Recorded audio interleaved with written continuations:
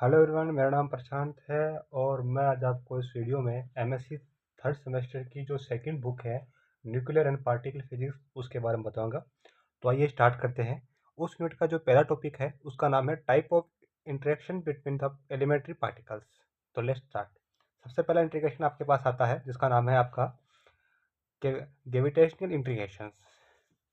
इस integration between two object that have mass and the gravitation force between attraction is given by मतलब ये जो force होता है वो एक जिस प्रकार से आपने पढ़ा हुआ जो गुरुत्वाकर्षण नियम होता है उसके अनुसार होता है। इसको F से लिखा जाता है F बराबर G m1 m2 upon R square, जहाँ G बराबर आपका ग्रेविटेशनल जो कांस्टेंट है वो होता है। M और m2 जो है आपके वो आपके किसी के मास हो सकते हैं और किसी जो पिंड है या कोई भी आपका जो मास दे रखा है उसका मास है, और जो आपके R है वो उन दोनों के बीच की दूरी है। तो ये बात करते हैं हम इनकी प्रॉपर्टी के बारे में। तो प्रॉपर्टी की बात करते हैं तो सबसे पहली प्रॉपर्टी आती है कि ये हमेशा अट्रैक्शन यानी कि नेचर की होती है।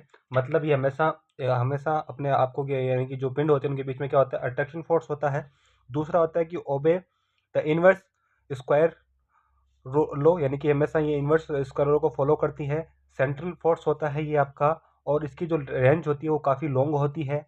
काफ़ी वीकेस्ट फोर्स है क्योंकि इसकी लॉन्ग रेंज है, तो जिस फोर्स की जो रेंज अधिक होगी वो हमेशा वीक होगा।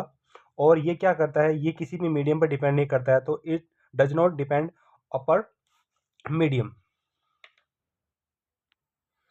इस इंटीग्रेशन के बारे में सबसे पहले आपके न्यूटन ने बताया था।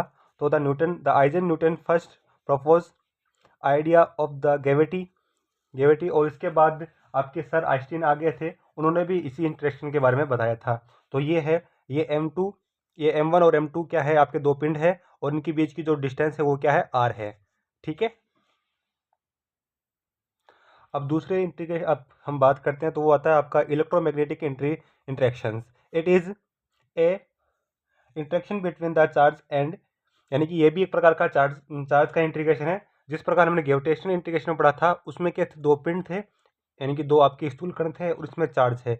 इसको F से लिखा जाता है F बराबर 1/4 पाई एक्सपायरल Q1 Q2 अपॉन R, जहाँ Q1 Q2 क्या इसका चार्ज है और उनकी जो बीच की दूरी है वो आपकी R है। जिस प्रकार आपके M1 और M2 के बीच में R दूरी थी ना, उसी प्रकार यहाँ पर Q1 और Q2 के जो बीच की दूरी है वो क्या है, R है। एज इज नेम इज, यानी कि इसके नाम से हमें पता चलता है कि इनके बीच में क्या है, इलेक्ट्रोमैग्नेट के बीच में कुछ ना कुछ इंटरेक्शन होगा, इसीलिए इसका नाम क्या है, इलेक्ट्रोमैग्नेटिक इंटरेक्शन है ना। तो यानी इसके नाम से हमें पता चलता है कि ये जो इंटीग्रेशन होता है वो किसके बीच में होता है, आपके इलेक्ट्रिक फील्ड और आपके मैग्नेटिक फील्ड में होता है। अब हम बात करते हैं इसकी प्रॉपर्टी। तो इसकी भी प्रॉपर्टी आपकी मैग्नेटिक के समान ही है। में भी इंट्रैक्शंस एंड रिपल, यानी कि दोनों हो सकता है, इसमें इंट्रैक्शन भी होता है और आपका रिपल भी होता है। दूसरा होता है ये भी क्या करता है, आपके इनवर्स लॉ को क्या करता है, फॉलो करता है। तीसरा है कि ये भी एक सेंट्रल फोर्स है। चौथा इसमें क्या दे रखा है कि ये लॉन्ग रेंज तक है। लॉन्ग रेंज होने के बाद में हम कह सकते हैं कि इसकी जो इसकी नेचर होगा वो काफ़ी वीक होगा। और ये डिपेंड करता है कि इसके बीच में आपके मीडियम की वेलोसिटी पर डिपेंड करता है। और इसका हम एग्जाम्पल की बात करते हैं तो आपके प्रोटॉन के बीच में जो मान सकते हो आप न्यूट्रॉन के बीच में मान सकते हो। ठीक है, लेकिन न्यूट्रॉन के बीच में हम नहीं मान सकते क्योंकि न्यूट्रॉन क्या होता है, एक उदासीन कण होता है, न्यूट्रल आपका एलिमेंट होता है।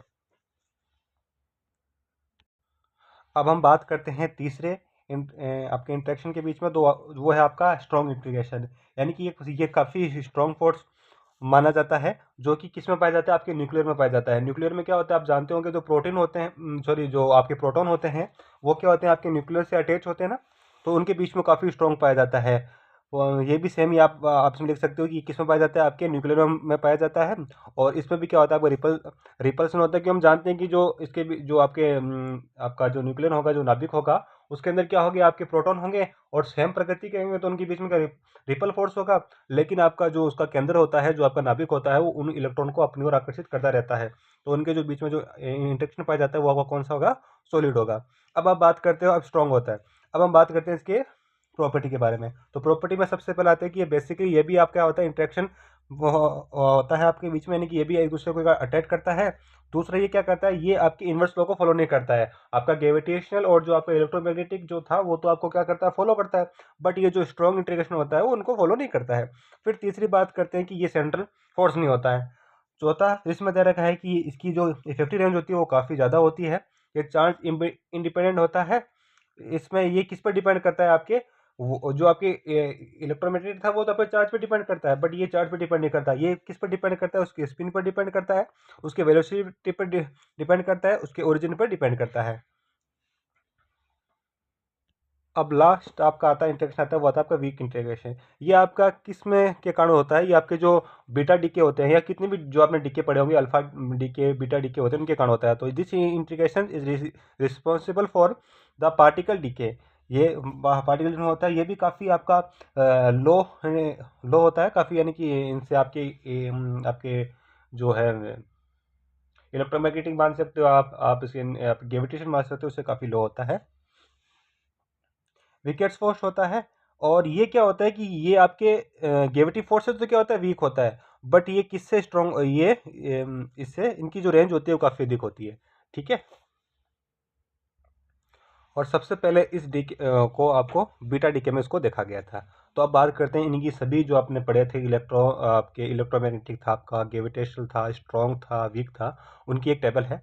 जो टेबल इस प्रकार से आपकी, तो इस तरफ क्या लिखा है, आपका नाम लिखा हुआ है, नेम लिखा हुआ है, इस तरफ उनकी रेंज लिखी हुई है, ये उनकी आपकी जो रिएक्शन रेंज है वो दे रखी है, और ये इसके एग्जाम्पल दे रखे हैं। तो सबसे पहले बात करते हैं हम ग्रेविटी की, तो उसकी रेंज कितनी होती है, इन्फिनिटी होती है, और इनकी जो रिएक्शन रेंज होती है वो कितनी होती है, 1 होती है। एग्जाम्पल में आप क्या लिख सकते हो, जितने भी ग्रेविटी के जो आप पार्टिकल आते हैं वो उसमें आते हैं। फिर आते हैं इलेक्ट्रोमैग्नेटिक, उनकी भी रेंज क्या होती है, आपकी इन्फिनिटी होती है, और इनकी जो रिएक्शन रेंज होती है वो होती है 10⁻36 होती है। इसमें क्या आते हैं, आपके फोनॉन्स आते हैं। फिर बात करते हैं स्ट्रॉन्ग की, तो स्ट्रॉन्ग की रेंज कितनी होती है, 10⁻15 मीटर तक होती है, और इनकी जो रिएक्शन रेंज जो आपकी रेंज होती है, रिएक्शन रेंज होती है, वो कितनी होती है, 10⁻39 होती है। इसमें कौन कौन से आते हैं, गाइट्रिन आते हैं, आपके मोसोन्स आते हैं। मोसोन्स को मैं आपको अगले वाली वीडियो में बताऊंगा। मोसोन्स से 3 प्रकार के होते हैं, पाई 0, पाई 1, पाई माइनस होते हैं। फिर आते हैं वीक। वीक की रेंज कितनी होती है, 10⁻8 मीटर होती है। उनकी ये रेंज कितनी है, 10⁻26 होती है। इसमें आपके गामा प्लस होता है, गामा माइनस होते हैं आपका, और आपके बोसोन्स होते हैं। तो थैंक यू।